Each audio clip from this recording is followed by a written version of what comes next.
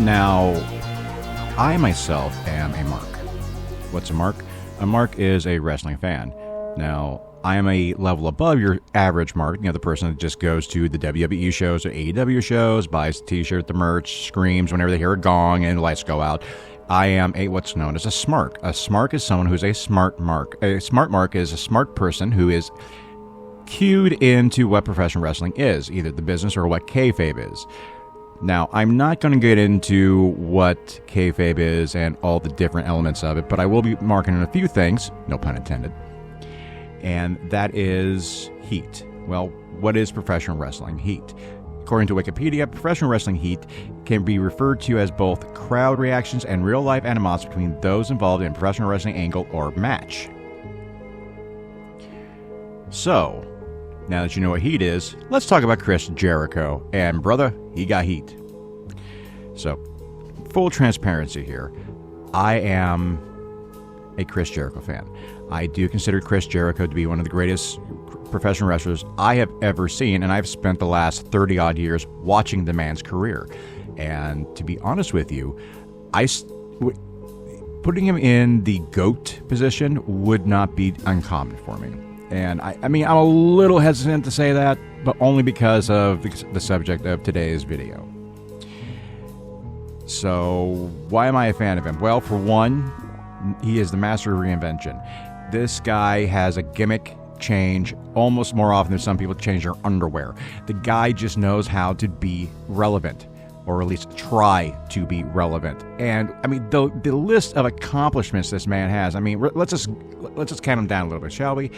All Elite Wrestling World Championship, one time. Ring of Honor Championship, one time. The New Japan Pro Wrestling IWGP Intercontinental Championship, one time.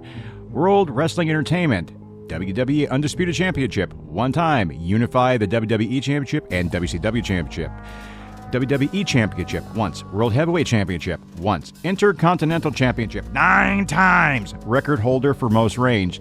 WWE United States Champion, twice. World Tag Team Champions, 4 times. European Champion, once. And there's a list of others that I'm just not going to get into right now because it's too long. The guy is good. He's always been good. So the problem lies in where and what Jericho's doing now. Where? He's in AEW, which is a bit of a hot seat, mostly because a lot of people like to give AEW a lot of hell for no real good reason. But that's a different video. This one's talking about the fact that he's a heat leech. And what I mean by heat leech, he takes all the good heat away from the younger wrestlers, brings it into himself, and then pushes him while the other guys just flounder. He's done it to Ricky Starks. He's done it to Axel Andretti. He's trying to do it to Hook. Hook, however, is surviving because, well, there's a reason we say send Hook, because that boy has enough crowd heat as it is. You just play his music and watch the crowd go wild. Now, with Jericho, that used to be the thing.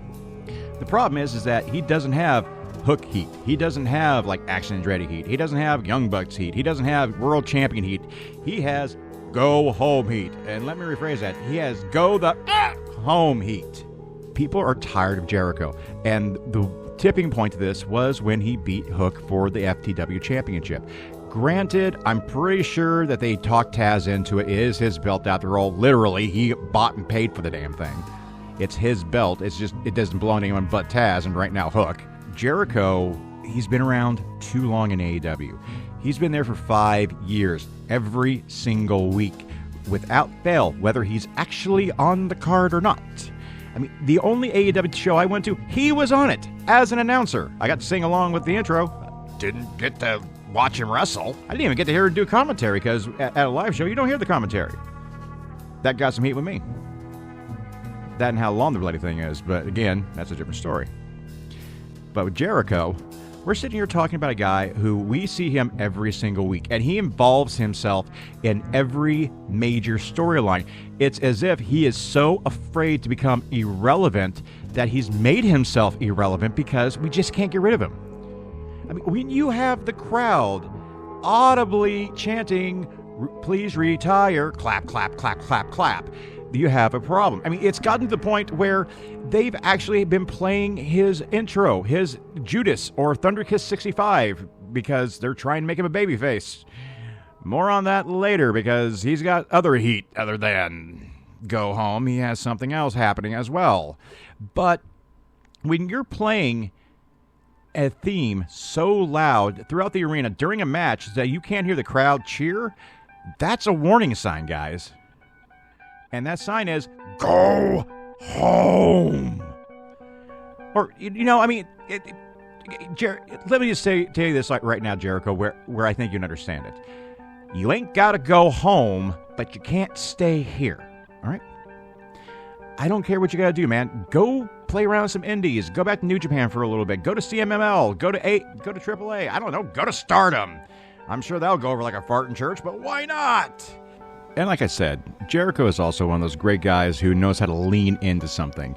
And one of the things he's doing right now is the learning tree, which he's playing the, I guess you say, the benevolent face who is trying to teach the younger guys how to be in this business and how not to get screwed over while insidiously screwing them over. He's playing into the heat. This is something you should be doing. This is something that I am arguably frustrated because I love the idea behind it. I like this. I like this gimmick. I think it's great. If it wasn't for some of the other things going on around Jericho right now about why people are telling him to retire and some of the other things they're chanting, because they're not just chanting, please retire, and they're not just chanting, go home. They're chanting NDA. For those of you who don't know what an NDA, that is a non-disclosure agreement. These are generally signed in a legal ramification so that parties cannot publicly speak about a situation. Now, there is a little bit of a controversy, and there's two of them. Let's just go ahead and go over these right now, shall we? The first one is Brawl Out. AEW All Out 2022, the backstage brawl between CM Punk and the Elite. Not going into detail about that one. Jericho was tertiary involved in it and then claimed that since he wasn't involved in the fight itself, he did not sign an NDA. There have been conflicting reports on that front. So, according to Chris Jericho, he's never signed an NDA agreement at all in his life. Those are his words. However, according to Stephen P. New, who is the attorney for CM Punk, has refuted this, and the tweet said, it's in your employee handbook. If you don't have one, I'm sure we can figure it out. Point to you, Mr. New. But that's not the only NDA issue. The other NDA issue that has come to light is a bit less joking, we could say. One of the NDAs that happened is at the end of the original All Out, Chris Jericho allegedly made a pass at Kylie Ray when he asked her to come to his room under the pretense that other people would be there. No one was there. He made the pass. She freaked out, asked for her release the next day. Nothing else has been said about it. And so now we have an NDA that Kylie Ray has reportedly signed due to the allegations of harassment. Let me be real clear on something. Jericho has not been found guilty of anything right now. These are allegations. It's one person going in there and saying that he did this. There are rumors, and I believe it was Scott, by other members of the wrestling journalism community, who have made mention that there are other NDAs that have not come to light, and the reason why they have not broke those stories yet is because they don't have all the evidence yet. And following their lead, I'm not going to make any allegations against Mr. Jericho. I'm not going to make any insinuations. There are allegations. That's what these are. They're not good allegations. I mean, these allegations have gone so far within the wrestling community that during the shows, the crowds not only chanting the go home, they're also chanting NDA at Chris, which is what prompted the original deal where they blasted his entrance theme throughout the entire match to try and drown that out because they didn't want the bad press. And I understand that. I understand you not wanting bad press. I understand all of what you're doing. What I don't understand is why you're letting Jericho stay out there. You have a crowd that's hostile towards him. You have possible legal ramifications. And Jericho does not do himself any favors. Let's be honest, Chris Jericho is a character by every stretch of the imagination, and that generally does not lead to any type of subtlety. So why is he still there? Why hasn't Khan stopped up and go, hey, Chris, why don't you take a vacation? Why don't you go on tour with Fozzy for a little bit? Go record a new record, do a compilation. I don't know. Go to like some indie fed and act like wrestling Jesus for them. I don't know. Just something. Just get off my television for a little bit.